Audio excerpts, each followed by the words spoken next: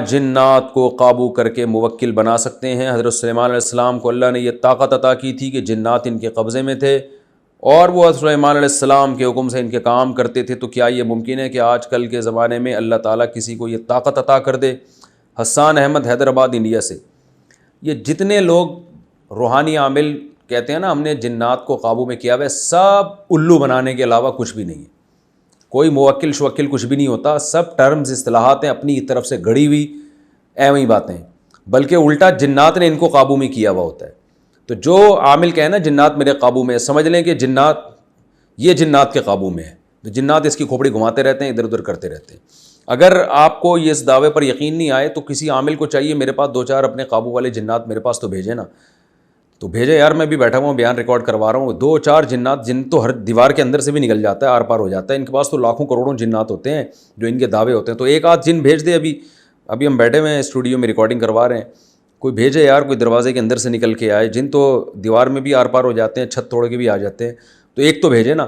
لیکن یہ عامل کم وقت اتنے نالائق ہوتے ہیں، یہ انہوں نے میرے بارے مشہور کیا ہوا ہے کہ یہ مفتی طارق مسعود نے حصار کھینچا ہوا ہے، عملیات کیے ہوئے ہیں. بھائی ہائی یہ حصار وصار اور عملیات، ہمارے پاس تو ان چیزوں کا ٹائم ہی نہیں ہے.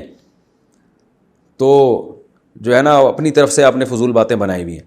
چلو اچھا، میرے پر یقین نہیں آتا نا، تو کوئی بھی عامی آدمی محلے پڑوس میں جس کا جو ذرا کانفیڈنس ہو اس میں، آپ اس سے بولیں یار تو یہ عاملوں کو دعویٰ کر کے میرے پاس جنات بھیجو، جس کے بارے میں آپ کو یقین ہے کہ یہ حصار کا لفظ بھی نہیں جانتا بیچارہ، عامل اس کے پاس بھی نہیں بھیج سکتے. لیکن کانفیڈنس ہونا چاہیے. ہاں جو مرعوب ہو جاتا ہے ان سے اور خام خواہ میں وہم میں آ جاتا ہے، تو آپ کو پتہ ہے وہ تو وہم میں کسی کو، وہ میں اکثر لطیفہ سناتا ہوں نا کہ ایک استاذ سے کسی نے کہا کہ آپ کی طبیعت خراب ہے. بچوں کا دل چاہ رہا تھا ٹیوشن یا اسکول میں چھٹی کرنے کا. قاری صاحب پڑھاتے تھے بچوں کو، تو بچوں نے پلان بنایا کہ قاری صاحب کو کہنا ہے کہ آپ کی طبیعت خراب ہے. قاری صاحب بالکل فٹ فاٹ تھے. ایک بچے نے کہا قاری صاحب مجھے لگ رہا ہے آپ کی طبیعت خراب ہے. قاری صاحب نے کہا چلو بھاگو یہاں سے، میں بالکل فٹ فاٹ ہوں.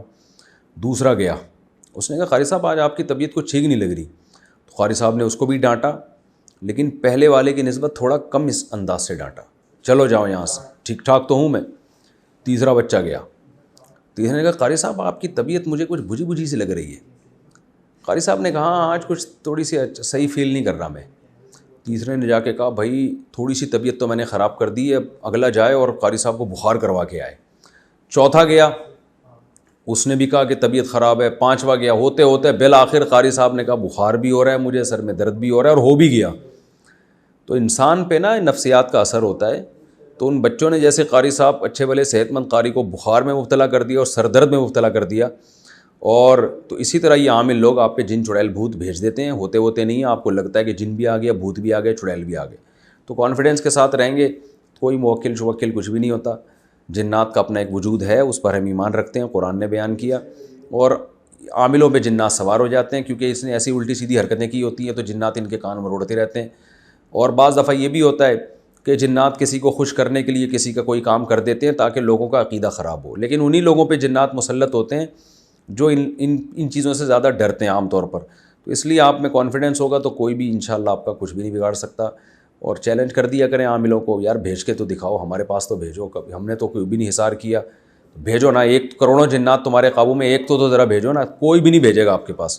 کو ڈالرز میں رکھ کر سیونگ کرنا، یہاں یہ رجحان ہے کہ لوگ اکثر اپنے پیسے ڈالرز کی شکل میں رکھتے ہیں. اس کا فائدہ تب ہوتا ہے جب ڈالر کی قیمت بڑھ جاتی ہے. تو کیا اس طرح ڈالرز میں پیسے رکھ کر نفع حاصل کرنا جائز ہے؟ شاہ زیب صاحب کوئٹہ سے.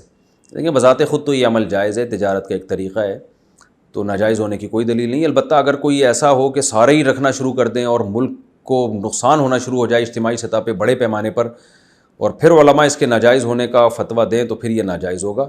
اصل اس میں جواز ہی ہے جب تک کہ کوئی ملک کا بڑے پیمانے پر خدا نخواستہ معاشی لحاظ سے نقصان نہ ہو. کیونکہ سارے ہی اگر یہ شروع کر دیں گے اور بڑے پیمانے پر، تو پھر ملک کی معیشت کو ڈاؤن ہونے کا خطرہ ہوتا ہے. لیکن نارملی اس کی اجازت ہے، کیونکہ انسان کو اللہ نے ہر طرح کی تجارت کی اجازت دی ہے، تو اس میں ایک یہ بھی طریقہ ہے.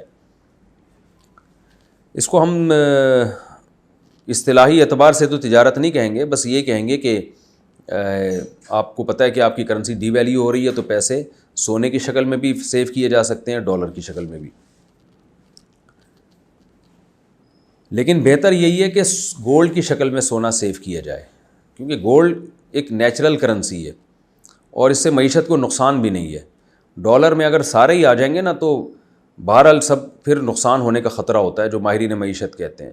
تو اس لیے یہ عمل جائز تو ہے، مگر اس میں بہرحال کسی حد تک کراہت کا عنصر پایا جاتا ہے، لیکن ناجائز نہیں ہے۔ اس سے حاصل ہونے والے پروفٹ کو بہرحال ناجائز نہیں کہہ سکتے۔ جنات ہمارے مال و دولت پہ قبضہ کر سکتے ہیں، کیا یہ ممکن ہے کہ شیاطین جنات ہمارے مال ہڑپ کر لیں، ہماری زمینوں اور پراپرٹی کو اپنے قبضے میں لے کر بھاگ جائیں یا قبضے میں لے کر بیٹھ جائیں؟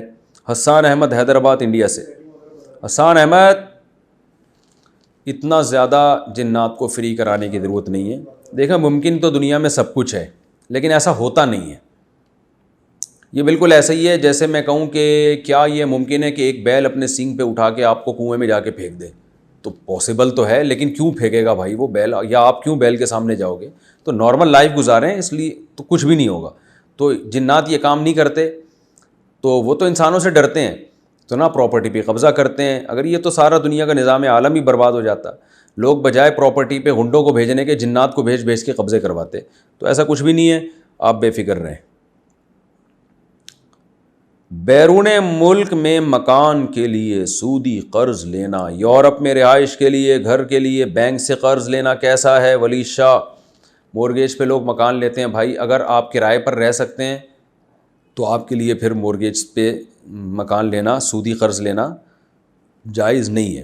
ہاں اسلامک بینک اگر کوئی ہے یا کوئی بینک ایسا ہے جو اس نے اسلامک ونڈو کھلی ہوئی ہے تو پھر اس سے آپ قرض لے کے گھر خرید سکتے ہیں، وہ جائز ہے۔